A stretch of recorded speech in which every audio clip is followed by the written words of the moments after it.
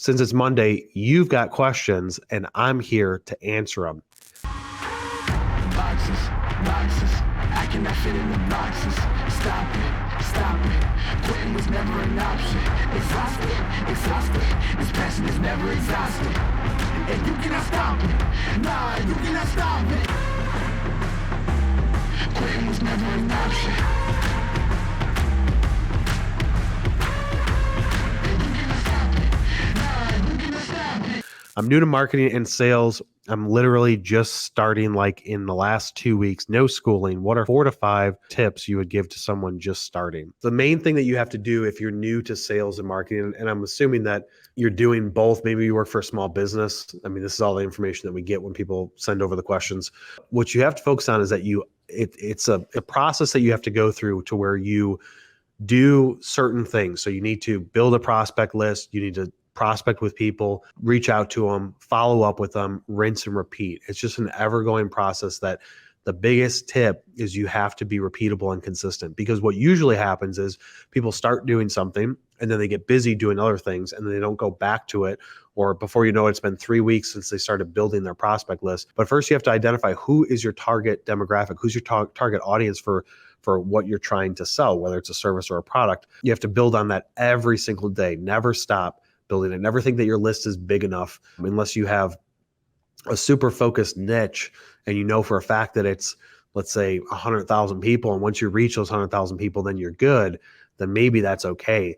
But the prospect list should always be eventually building and growing on top of each other on a daily basis, weekly basis. And you need to focus and cycle through that by doing prospecting activities, by connecting with people on LinkedIn, by producing content on a daily basis, shoot a quick video, do a post, engage with your network every single day, build out your network. It's just everything day in and day out, over and over and over again. Don't get stuck. Don't stop doing one of the key things you have to do. You can go through all of my content. I list out all of the strategies, what to do on a daily basis, spending 30 minutes of your time engaging with your network, spend 30 minutes, 2 hours of your day building out your network, spend 2 hours of your day prospecting with people, an hour on follow-ups, working quotes through the process, things like that.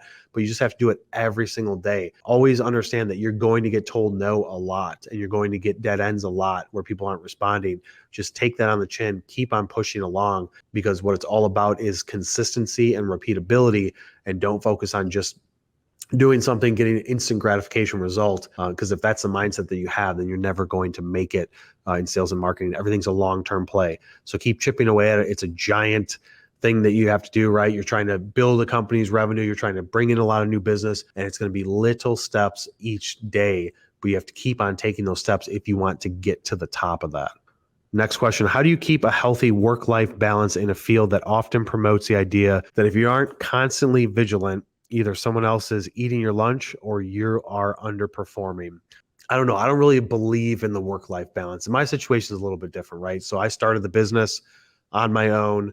I'm the only one that owns it. And so work is life and life is work. And I have family. I have 4 children and I'm very involved in their life, but I always work out to make sure I'm there for the important things. I'm as involved as I possibly can as I continue to build and scale this agency. I would say just focus on what is the goal that you're trying to do, right? So go back to your goal. So if your goal is a financial goal, if your goal is a life path goal, and you want to live a certain lifestyle, things like that, then focus on that goal and do whatever it takes to get to that goal without hindering, let's say, some level of sanity. Hopefully you're doing a job that you love, because if you do a job that you love, it seems less like work. And it's more like you're just doing a hobby and getting paid to do a hobby. So if that's the case, then maybe you won't have a work-life balance issue. If it comes down to the time that you're spending, if your boss is like, hey, dude, if you don't work 80 hours a week this week, then somebody else is going to take your business. Somebody else is going to get your leads, stuff like that. I would definitely say don't work for somebody like that, because they're just focusing on like the tangible tasks and things like that. You shouldn't be micromanaged to that level where it's got to be a certain amount of hours every single week. At the end of the day, you're just trying to get the job done, whatever that goal is. So I don't know. I don't really believe in the work-life balance thing. I feel like you should have a job that you love doing. It seems less like work. If you believe in the company, if you believe in what you're selling, if you're trying to hit your goals, you're not really tracking how much time you're working. If anybody tells you that you should do this, otherwise somebody else is going to quote unquote eat your lunch, I would not pay attention to that at all.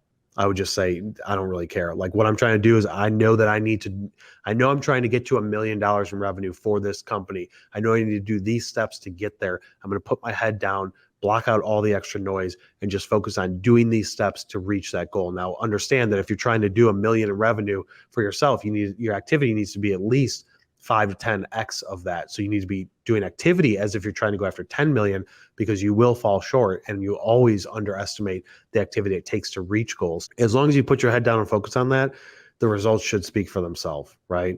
And anybody that's telling you to do more, otherwise the opportunity is going to be gone. If you're good at what you do, then just tell them to blow smoke up their butt and, just focus on what you're doing. I have a video made for my company. I think it's good, but the leaders are dragging their feet on giving me the okay to publish it. What should I do? So leaders can be, it's like analysis, paralysis by analysis. Everybody's trying to go for perfection when they first do something. I would say if you can avoid it, because the leaders may say like, don't post this unless you have my approval. I would go into them and be like, dude, we're focusing on perfection and we're never going to get it. You need to just post whatever it is. The video that you created, just post it. It's probably good enough. If you just keep on trying to make it perfect and always chasing that, then you're never going to have the quantity. And you have to think about like all the noise in this world of people focusing on social media and people answering emails and phone calls and all that stuff that's distracting them. And then you post a video and you want them to watch it. If you just post it one video one time, then most likely the audience is not going to see it. You have to focus on producing a significant amount of content on a daily basis, weekly basis, and you're never going to achieve those types of results if you're focusing on perfection. You have to focus on producing as much content as you can and get it to the point where you're satisfied to be able to say, I'm going to put my name behind that. I'll stand behind that. If it's a video of you, whatever it is, throw it out there. You'd be surprised at how many people will come back and be like, I love that, because creative is subjective. So you may look at it and say, I like it. Somebody else may look at it and say, I don't like it. Let's improve this, and that. The more people that you ask their opinion, the more chances are that you're just going to delay this out and it's never going to get published. So I would say shoot it, get it edited. If you're good with it, tell them that we need to push this out. Let's just see and continue to evolve and build on the process and build on the creativity as you continue to push out content. But if you wait, like if we waited for this studio to be completely done, then we wouldn't be shooting live today. This is good enough. We could literally be sitting in a room with no paint on the walls and it's just raw drywall, and that would be good enough because it's about the content and the value that you're providing and less about the look and feel. So I don't care what the background looks like at this point, because we're trying to provide as much value as possible to our audience. And so if you care too much, then that's just going to hamstring you into producing content, maybe not on this one, but on every one thereafter. But if there's comments, questions, if there's feedback you guys have, send us an email, leave them in the comments section. Be sure that if you're on LinkedIn, go over to the YouTube channel. We have over 250 videos and producing more videos every single week. Hit that subscribe button, turn on notifications, and we will see you on the next one.